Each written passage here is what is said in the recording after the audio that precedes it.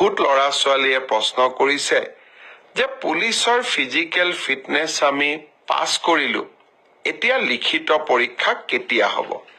ফেব্ৰুৱাৰী মাহৰ ভিতৰত এই লিখিত পৰীক্ষা সমাপন কৰাৰ বাবে আমি প্ৰচেষ্টা কৰিম।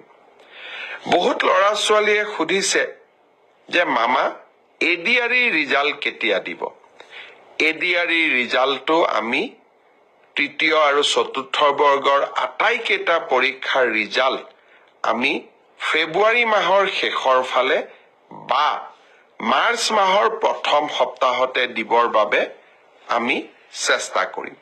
ইতিমধ্যে এই গোটেই প্ৰচেষ্টাবোৰ আৰম্ভ হৈছে আৰু আমাৰ প্ৰচেষ্টা হ'ব যে নিৰ্ধাৰিত সময়ত এইবাৰ আমি প্ৰতিশ্ৰুতি দিয়া অনুসৰি 30,000 নিযুক্তি আমি যাতে সমাপন